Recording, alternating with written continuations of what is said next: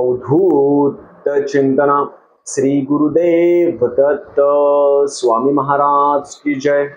छत्रपती शिवाजी महाराज की जय। श्री स्वामी समर्थ।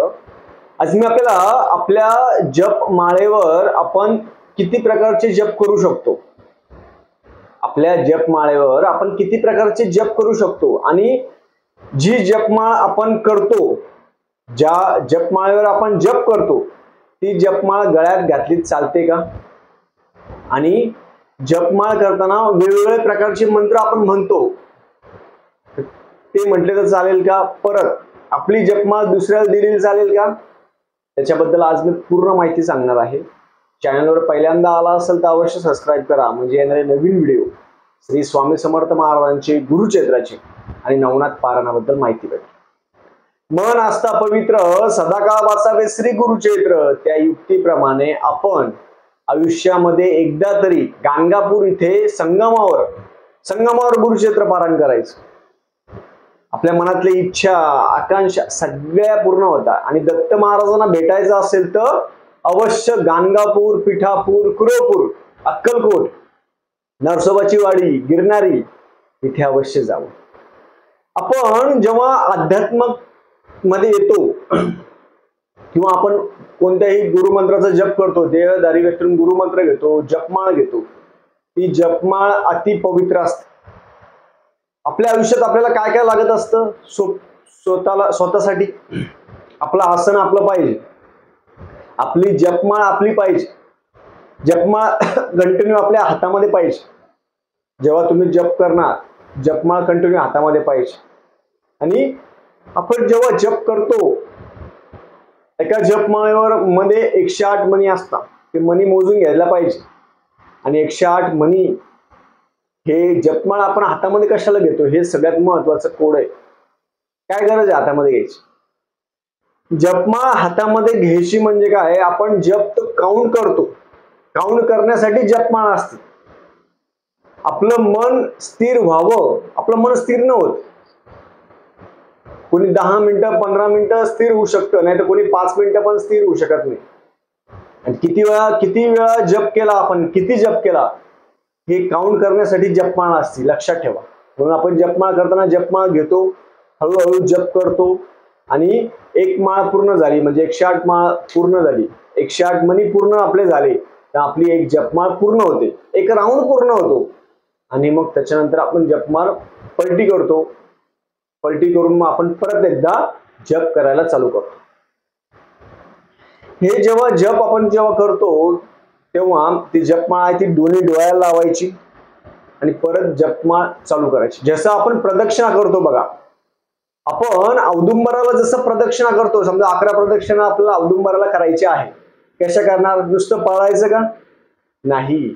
औदुंबराला जेव्हा प्रदक्षिणा आपण करतो, पहिली प्रदक्षिणा पूर्ण झाल्यानंतर आपण जिथं थांबतो तिथे दर्शन घ्यायचं महाराजांचं, नमस्कार करायचा, परत दुसरी प्रदक्षिणाला चालू। तसं जपमाळ करताना आपली पहिली जपमाळ झाल्यानंतर जेव्हा आपण माळ पलटून घेतो, माळ तिथूनच परत सलग नाही करायचं। मग सलग म्हटलं ते गोल होतो, गोल नाही करायचं आपल्याला, लक्षात ठेवा, गोल नाही करायचं। जिथं जपमाळ सुरू होते, जपमाळ सुरू झाली, जिथं संपते, जपमाळ संपल्यानंतर माळ पलटून घ्यायची आणि परत जप करायला सुरुवात करायची। आणि जप करायच्या अगोदर डोळ्याला माळ लावायची, दर्शन घ्यायचं आणि परत जप करायचं। जे 11 माळी जप करत असाल, 21 माळी 51 माळी त्यांच्यासाठी। जप करताना हळूहळू जप करावा, मन लावून जप करावा, असं फास्ट माळ ओढू नये। खूप जण अशी माळ फास्ट ओढतात, पटपट पटपट पटपट माळ ओढतात, असं नाही करायचं। माळ धरताना अशी सरळ रेषेत धरायची कधी पण।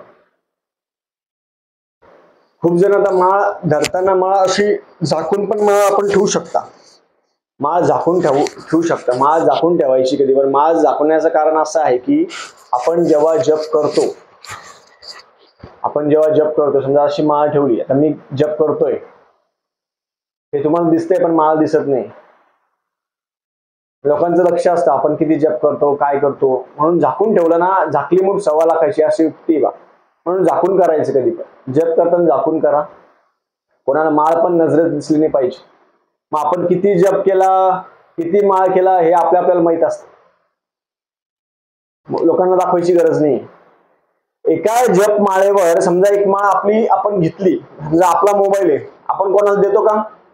मोबाईल देत नाही कोण कोणाला, मोबाईल देत नाही आपण. तसंच आहे, आपली जपमाळ कोणाला द्यायची नाही. आपली जपमाळ कोणाला द्यायची नाही. आपली स्वतःची जपमाळ असेल ती आपली कोणाला द्यायची नाही.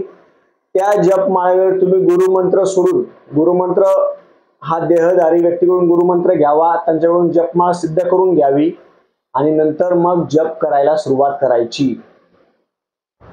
गोमुख असं म्हणता, जेव्हा जप आपण हे करतो गोमुख म्हणतात, गोमुख पण घेऊन टाकायचं. आणि जप करताना एका जपमाळेवर तुम्ही देवीचा पण मंत्र म्हणू शकता, खंडोबाचा मंत्र म्हणू शकता, बालाजी महाराजांचा मंत्र म्हणू शकता. तुम्ही एका जपमाळेवर गुरुमंत्र सोडून सगळे जप करू शकता. गुरुमंत्र पण त्या जपमाळेवर करायचा. सगळ्यात प्रथम गुरुमंत्र, नंतर बाकीचे देवाचे जे मंत्र आहेत ते देवीचा मंत्र असेल, खंडोबाचा मंत्र असेल, बालाजी महाराजांचा असेल, लक्ष्मीचा मंत्र असेल, लक्ष्मी गायत्री, कुबेर गायत्री, विष्णू गायत्री, हे सगळे मंत्र आपण जपमाळेवर करू शकतो. सगळ्या प्रकारचे मंत्र आपल्या एका जपमाळेवर करू शकतो. काही जणांची जपमाळ आहे ती त्यांनी एवढे वर्ष सेवा करून, म्हणजे जीव की प्राण आहे त्यांची जपमाळ.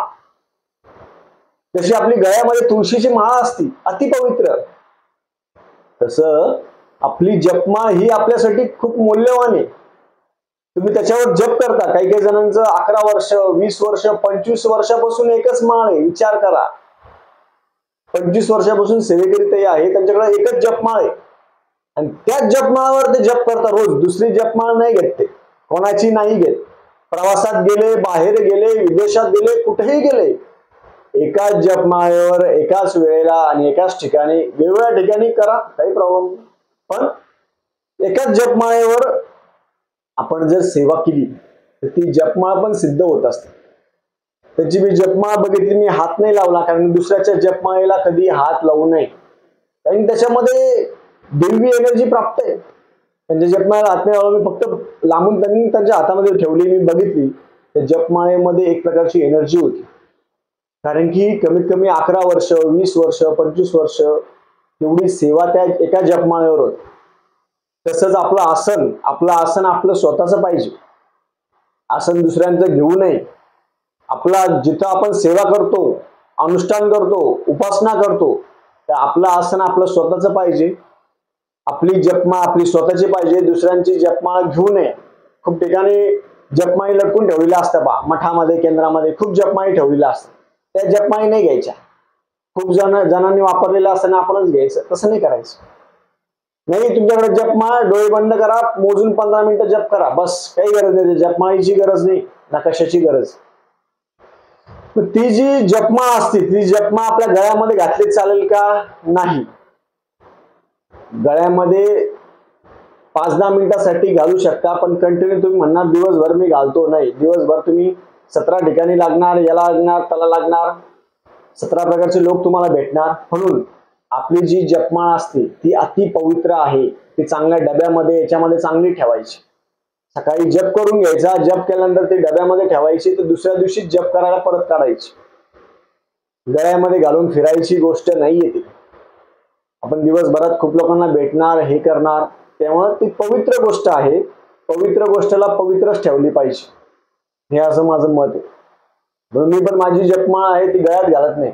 गळ्यात घालण्यासाठी वेगळी माळ घेऊन टाका तुम्ही, काही प्रॉब्लेम नाही. ती रोज घाला, तर काही प्रॉब्लेम नाही. एका जपमाळेवर तुम्ही कितीही जप करू शकता, बंधन नाहीये. देवीचा करा, खंडोबाचा करा, बालाजी महाराज, कोणताही मंत्र तुम्ही जपमाळेवर करू शकता. आणि एक जपमाळ कधी सिद्ध होते? जेव्हा 1.25 कोटी किंवा 1.25 लाख, सगळ्यात प्रथम 1.25 लाख, ज्या माळेवर तुम्ही 1.25 लाख जप करता ती जपमाळ सिद्ध होते. 1.25 लाख एकाच माळेवर. एका जपमाळेवर तुम्ही जर 1.25 लाख जप केला तर ती माळ सिद्ध होते. 1.25 लाख, काही त्यांनी 1.25 कोटी, 13 कोटी हे जर केलं तर ती जपमाळ सिद्ध होते. सिद्ध सोपं नाही. 13 कोटी एका जपमाळेवर. एका जपमाळेवर 1.25 लक्ष जप म्हणजे 1.25 लाख.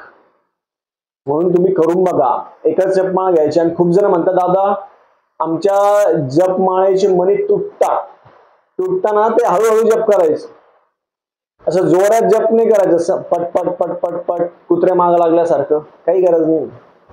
तुम्ही किती जरी जप केला आणि किती काही केलं, मनापासून करायचं, शांततेत करायचं. शांततेत केलं तर तुम्हाला त्या जपाचं महत्व कळतं, ती एनर्जी कळते आपल्याला. हळूहळू करायचं, शांततेत हाताळायचं. काही काही जण आहे की जे 1.25 लक्ष 13 कोटी एकाच जपमाळ्यावर करतात. काही काहींनी त्यांचं आयुष्य एका जपमाळ्यावर आहे. काही त्यांच्या गुरूंनी त्यांना जपमाळ दिलेली, म्हणून ती गुरूंनी दिलेली भेट असते, ती महत्वाची असते.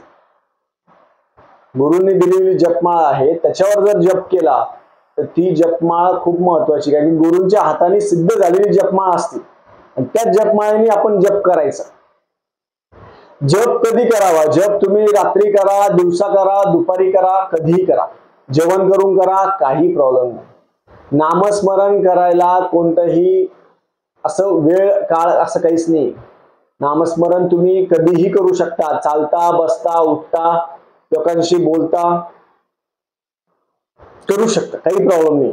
तुम्ही प्रवासात असाल, जपमाळ नाही वापरायची तुम्हाला, तुम्ही काउंटर वापरा. काउंटरचा पण मी आता उद्या व्हिडिओ करणार आहे. कारण की नामस्मरणाशिवाय या जगात दुसरं काहीच नाही. नामस्मरण हेच सगळ्यात शेवट आहे. काउंटर आहे, तुम्ही चालता, बसता, उठता कधी काउंटर करू शकता. आणि आपण जेव्हा जप करतो तर आपलं लक्ष हे जपाकडे पाहिजे, फळाकडे नाही. मी एवढ्या माळ केली, मी 11 माळी केल्या, मी 51 माळी केल्या, मग मला हेच पाहिजे तेच पाहिजे ना, मागायचं नाही. आपण केल्या म्हणजे काय, देवाने आपल्याला करून घेतल्या, गुरूंनी आपल्याकडून करून घेतल्या म्हणून आपण करतोय. तर आपण करणार कोण आहे? महाराजांचं जप करायला आपलं मन लागलं पाहिजे. महाराजांचं जप करायला आपण एका ठिकाणी बसलो पाहिजे. महाराजांचं जप करायला आपल्या मनामध्ये विचार यायला पाहिजे. नाही तर असे कोणीही महाराजांचा जप करू शकत नाही, गुरुमंत्राचा जप करू शकत नाही. म्हणून सुरुवात करायची रोज हळूहळू. पहिले 5 मिनिटं बसा, 10 मिनिटं, 15 मिनिटं. माणूस हळूहळू एकदा नाद लागला ना महाराजांचा, एकदा नाद लागला ना जप करायचा, तर माणूस कंटिन्यू जप करत बसतो. या प्रपंच हे चालूच राहणार आहे. प्रपंच कोणाला चुकला नाही, पण प्रपंचामध्ये आपण जर जप नामस्मरण करायची आपल्याला जर सवय लागली तर आपल्या डोक्यामध्ये वाईट विचार येणार नाही, दुसऱ्यांबद्दल वाईट विचार येणार नाही, दुसऱ्यांबद्दल कोणत्याच गोष्टी येणार नाही. आपण आपल्या आयुष्यामध्ये गुंतून राहू. आणि आपण आपल्या आयुष्यामध्ये जर गुंतून राहिलो तर आपल्याकडून कमी चुका घडतील. आपण देवाचं नामस्मरण अखंड राहील आपल्यामध्ये. आणि नामस्मरणाशिवाय दुसरं काहीच नाही. आपण किती खूप कथा जरी ऐकल्या, कथामध्ये पण हेच सांगितलं, त्याचा सार हेच आहे की नामस्मरण. जिथं नामस्मरण असतो तिथं देव येत असतो, लक्षात ठेवा. अखंड नामस्मरण आहे त्याच्यामुळे कंटिन्यू देवा तिथं त्या ठिकाणी येत असतो, लक्षात ठेवा. म्हणजे एकनाथ महाराजांच्या तिथं श्रीखंड रूपात विठ्ठल आले. कशाच्या जोरावर? कशाच्या जोरावर? नामस्मरण. एकनाथ महाराज, संत एकनाथ महाराज, विठ्ठल स्वतःहून श्रीखंडाच्या रूपात आले. म्हणजे विचार करा तुम्ही, नाथ महाराजांच्या घरी विठ्ठल आहे ते श्रीखंडाच्या रूपात पाणी भरतात. कशाच्या जोरावर? हे फक्त नामस्मरण. विठ्ठल विठ्ठल विठ्ठल हे कंटिन्यू नामस्मरण. आणि नामस्मरणामध्ये आपण गुंतून राहिलो तर आपल्याला देव आपल्या पाठीशी असतो बघ. म्हणून नामस्मरणा व्यतिरिक्त दुसरं आयुष्यात दुसरं काही नाहीये. तुम्ही म्हणत असाल हा व्हिडिओ तुम्ही जर रेल्वेमध्ये बघत असाल, विमानात बघत असाल, घरी बसून बघत असाल, कुठेही बघत असाल, तुम्ही जर कंटिन्यू नामस्मरण केलं तर देव तुमच्या पाठीशी असतो. एक प्रकारचं व्हायब्रेशन, एक प्रकारची ऊर्जा तुमच्या सोबत असते, ती देवाची ऊर्जा असते. म्हणून नामस्मरण आहे ते रोज चालता, बसता, उठता कंटिन्यू नामस्मरण करावं. मन आपलं प्रसन्न होईल. आपली जपमाळ कोणाला देऊ नये, दुसऱ्यांची जपमाळ कोणाची घेऊ नये. एका जपमाळेवर तुम्ही कितीही मंत्र म्हणू शकता, कितीही अनुष्ठान करू शकता, काहीही बंधन नाही. उद्या काउंटरचा व्हिडिओ करेल, काउंटरचा पण खूप चांगला व्हिडिओ आहे। झालेली सेवा मी महाराजांच्या रुजू करतो। श्री स्वामी समर्थ।